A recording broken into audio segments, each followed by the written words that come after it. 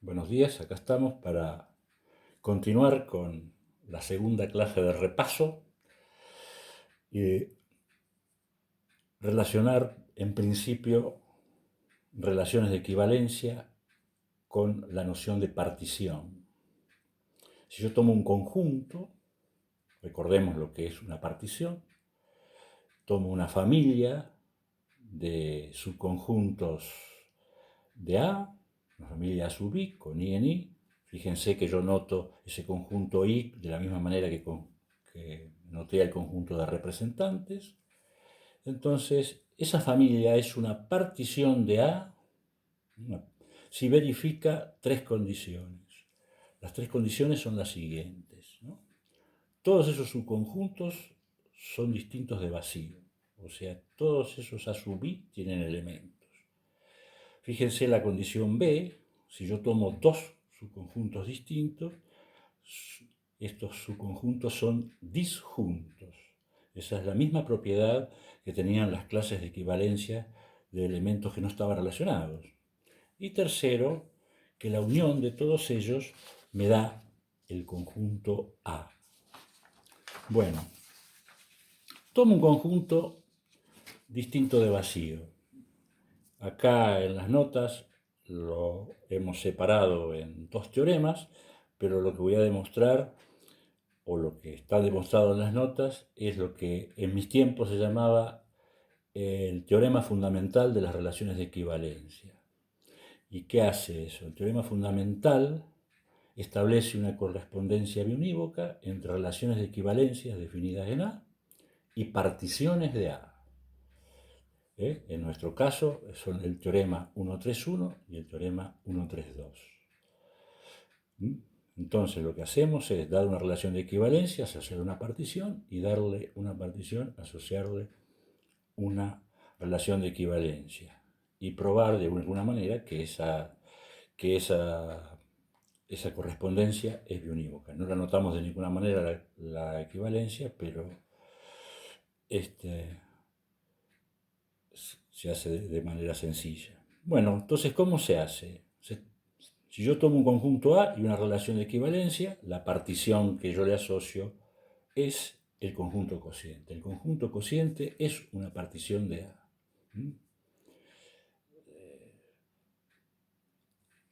Recíprocamente, si yo tomo una partición de A, yo quiero asociarle una relación de equivalencia. Y la relación de equivalencia que yo le asocio es esta.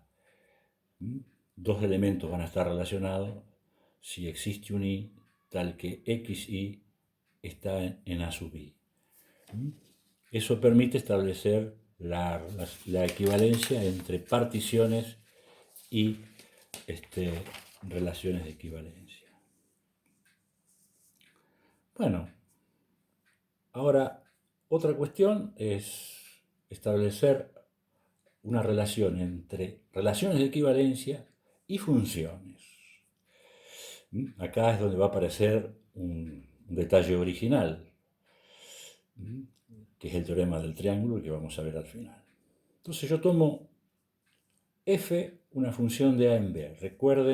Recuerden que cuando yo tengo una función f de a en b, a es el dominio de la f. Entonces a cada f le asociamos la siguiente relación de equivalencia. La relación R sub f, que nos dice que dos elementos están relacionados si y solo si tienen la misma imagen. O sea, dos elementos están relacionados si y solo si tienen la misma imagen. Entonces, dada una función, le asociamos esa relación de equivalencia. Obviamente que en el apunte está probado, o queda a consideración de ustedes probar que es una relación de equivalencia, se prueba muy fácilmente porque está definida en base a la igualdad. Recíprocamente, si yo tomo un conjunto no vacío y R una relación de equivalencia, yo tengo que definir una función de A en un conjunto B. Y el otro conjunto B, el único conjunto B que tengo a mano, es el conjunto cociente. Por lo tanto, definimos lo que se llama la aplicación canónica Q sub R de A en A sobre R. Bueno, la aplicación que manda a la aplicación canónica que manda a cada X a su clase. O sea, lo que acá me falta lo siguiente: Q sub R de X es la clase de X. Q sub R es epiyectiva, tiene esa propiedad, y lo que se verifica es que si tomo la relación asociada a Q sub R, coincide con la R dada. Y eso permite probar que hay una correspondencia biunívoca. Bien. Bien, entonces con todos estos elementos aparece lo nuevo, el teorema del triángulo. Entonces, fíjense, acá tengo f de A en B, una función, R igual a R sub F, la relación de equivalencia asociada a F, la relación de equivalencia asociada a F, y Q sub R, la aplicación canónica. La aplicación canónica, la que manda a cada elemento de A su clase. Bueno, entonces uno hace este esquemita, ¿no? Acá tengo la F, acá tengo la Q sub R, y el teorema del triángulo me dice que existe una aplicación F estrella, que es entre el cociente y B, entre el cociente y B, de tal manera que hace que este diagrama conmute, es decir, aplico Q sub R, después aplico F estrella, es decir, compongo ambas funciones, y es lo mismo que aplicar la F. Esa es lo que dice esto que está acá abajo. Bueno, para que se verifique eso, la demostración es muy sencilla del teorema. La F estrella de cada clase es para que se verifique lo que decía antes, es la F de X. Bueno, como acá estoy trabajando con clases de equivalencia, uno tiene que probar, y eso está probado en las notas, que esta aplicación F estrella está bien definida. Es decir, que si yo tomo otro representante de la clase que no sea el X, la imagen va a ser la misma. Pero eso es muy sencillo. Bien, entonces bueno, eso es el principio del enunciado del teorema. Ese teorema tiene la F estrella siempre es inyectiva. La F estrella siempre es inyectiva. Y la F estrella es epiyectiva si y solo si la F lo es. Por lo tanto, fíjense, vuelvo a poner la hoja anterior, si esta función, que es siempre inyectiva, es epiyectiva, o sea, si F es epiyectiva, la aplicación F estrella es biyectiva.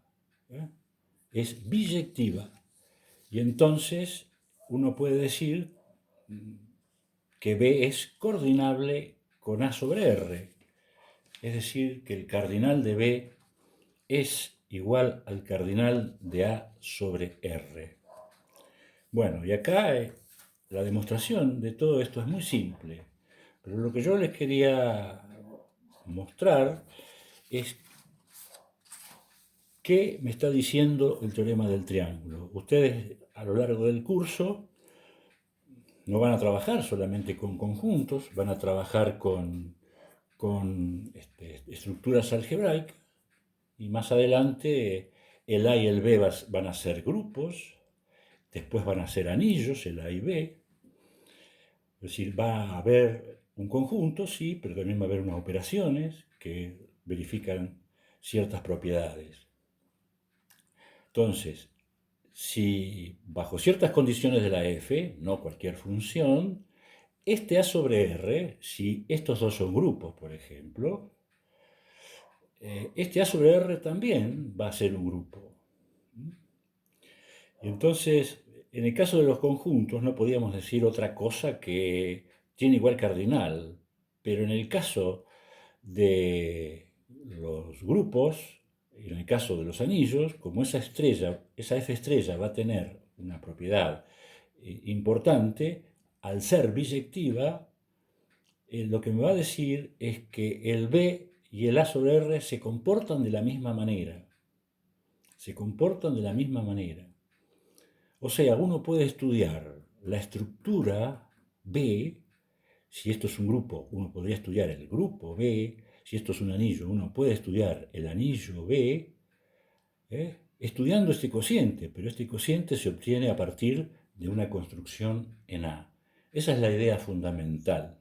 Esa es la idea fundamental. Por eso que muchísimas veces, en muchos ejemplos, más ejemplos en la práctica, ustedes o yo en la teoría voy a tener que encontrar o definir la función f epiyectiva. Entonces, la idea es esa, repito, la idea es esa. Si la f estrella es biyectiva, en el caso de trabajar con estructuras, como vamos a ver, uno puede estudiar el grupo B, el anillo B, y en realidad cualquier clase de álgebra, porque este es un teorema de carácter universal, estudiando A sobre R, estudiando el cociente. Y eso se hace a partir de una construcción en A, porque el cociente se obtiene particionando A. Entonces, esa es la idea fundamental del teorema del triángulo. Y en todos los casos está definida de esa manera la F.